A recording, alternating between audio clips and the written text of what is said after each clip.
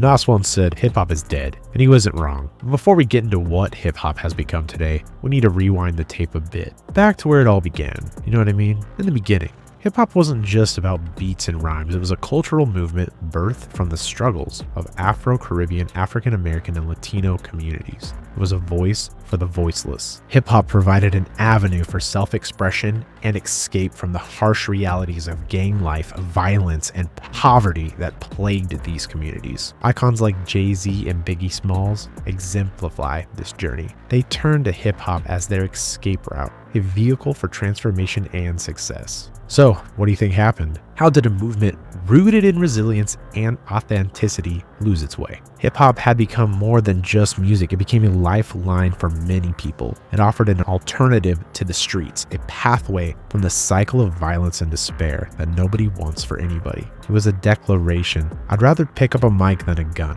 Music videos became our textbooks and the dance floor was our laboratory. We'd mimic the moves of our favorite artists, channeling their energy and charisma as if it were our own. Hip-hop was a communal experience, a shared passion that brought us together, a cultural force that permeated every aspect of our lives. Those days, we'd huddle around, dissing the latest music videos, eagerly awaiting the countdown on the 106 in Park. Every conversation revolved around the latest album drops, the hottest feuds, the most anticipated collaborations. And whether it was just dissing 50 Cent's latest bar or dissecting the drama unfolding between a bunch of artists, hip-hop was always at the forefront of all of our discussions. And it's hard to forget about all of the impact of all the different collaborations, the fusion of all those different sounds and styles that pushed the boundaries of creativity. Whether it was Pharrell teaming up with iconic artists or unexpected collaborations that took us by surprise, each collaboration was a testament to hip-hop's ability to bridge divides and unite diverse voices. And those rap battles, they were more than just playground pastimes. They were arenas where words became weapons, where rhymes became shields. Even during PE class, you'd find us all outside, gathering circles, one kid beatboxing while the rest of us bobbed our heads, caught up in the rhythm of the moment. Sometimes it was all in good fun, a playful exchange of words and wit,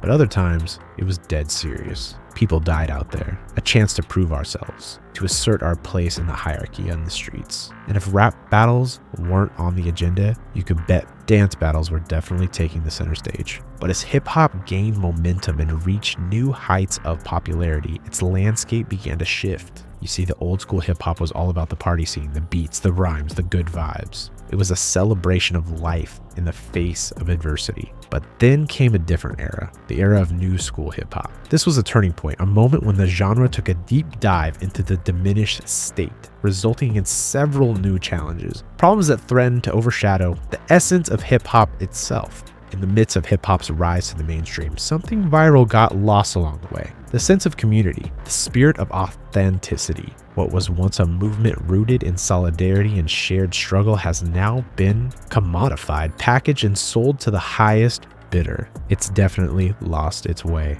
The landscape of hip-hop changed irreversibly with the advent of streaming platforms. Albums became huge and bloated. They became overstuffed with filler tracks designed to game the system and rack up streaming numbers. Artistry took a big backseat to the pursuit of profit. Gone are the days when talent was the price of entry into the world of hip-hop. It used to be that you couldn't even step foot in the door without proving yourself, honing your craft and earning your stripes. But now, anybody with a beat and a dream can call themselves a hip-hop artist, thanks to the accessibility of technology and the internet. And for less than $500, you can set up a makeshift studio in your bedroom and churn out tracks at a rapid-fire pace. In the relentless pursuit of relevance and recognition, many artists have fallen into the trap of quantity over quality, a cookie-cutter approach that prioritizes commercial appeal over artistic integrity. Gone are the days when albums were crafted with meticulous care, each track a chapter in a larger narrative, each transition a seamless journey through the artist's psyche. Instead, we're left with a disjointed collection of singles, each vying for attention in an oversaturated market of lookalikes, with quote-unquote artists feeling compelled to tick off boxes for the club, the girls, the radio, a checklist of cliches that stifles creativity and originality.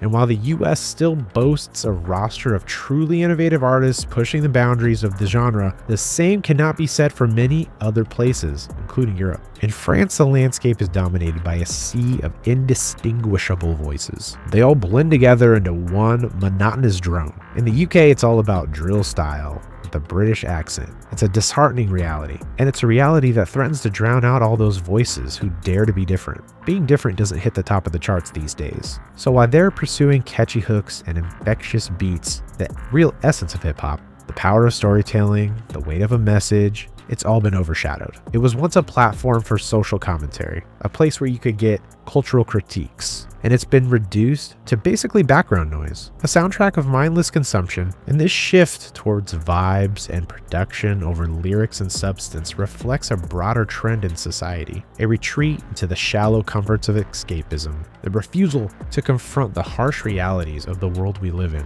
It's easier to lose ourselves in the rhythm of the moment, to drown out the noise with the latest banger, than to grapple with the complexities of our existence. But let's be real, this mindset comes at a cost. While we're all busy chasing after fleeting pleasures and all these empty distractions, society is getting worse and worse and worse. All these issues like inequality, injustice, environmental problems, they're all just looming over the horizon. These problems demand our attention. They demand our action. But yet, instead of doing anything about it, we just bury our heads in the sand and we numb ourselves to all this pain and suffering. This dismissive attitude towards lyrical miracle BS is a symptomatic of a deeper problem, a collective apathy towards the power of words, the potential for change. And another crucial aspect of hip-hop's evolution that has become a problem today is the decline of gatekeepers, the accommodation of cultures, and the erosion of the competitive spirit. If you remember back in the golden era of 90s rap, artists were driven by a relentless desire to prove themselves. They wanted to outshine their peers. They wanted to earn the respect of their predecessors. They wanted to cement their place in hip-hop's Hall of Fame. The competitive spirit that fueled this era gave rise to some of the greatest rap battles, some of the greatest diss tracks, and lyrical showdowns the world has ever seen.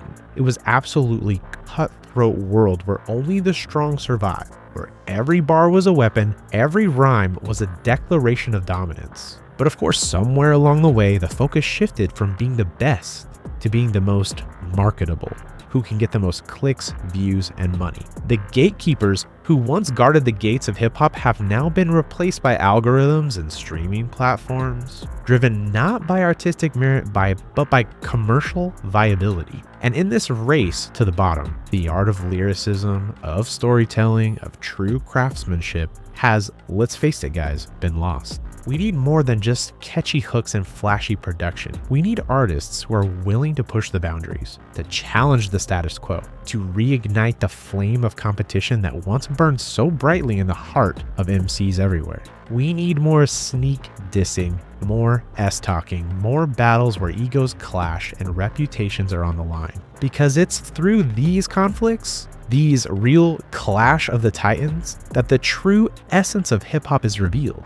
It's through the fire of competition that artists are forged and greatness is achieved. Legends are born, not because of an Instagram algorithm. And finally, we come to perhaps the most insidious force shaping the landscape of hip-hop today, the mainstream. With their vast resources and far-reaching influence, mainstream media outlets wield immense power in determining which artists and which narratives receive the spotlight and which are cast to the shadows. Far too often, mainstream dictates our tastes, bombarding us with a relentless barrage of formulatic, cookie-cutter content that caters to the lowest common denominator. So instead of standing behind diversity and innovation, they instead promote conformity, which we all love, right? Elevating artists who toe the line and marginalizing those who dare to challenge the status quo.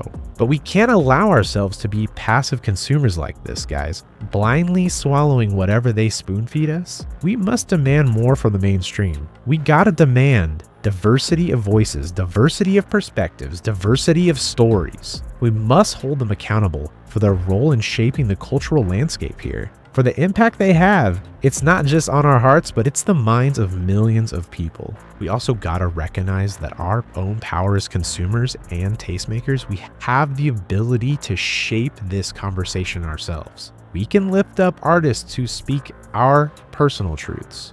We can lift up artists who resonate with our experiences, who challenge us to think and feel and grow. We have to support independent voices, underground movements. We have to support those grassroots initiatives that seek to reclaim hip hop from the absolute clutches of commercialism and commodification. In the end, hip hop belongs to all of us. It is a living, breathing expression of our collective hopes, dreams, and struggles, guys. It is a force for change, a catalyst for revolution, a beacon of light in a world absolutely shrouded in darkness. So seriously, let's rise up together, united for our love of this culture that we hold so dear. Let's reclaim hip hop for the people, by the people, and for the people. Now is the time for action. If you believe in the power of hip hop to inspire, to uplift, to ignite, to change, then join us in this movement. Subscribe to this channel, like this video, share it with your friends and fellow hip hop enthusiasts. And more importantly, let your voice be heard in the comments below.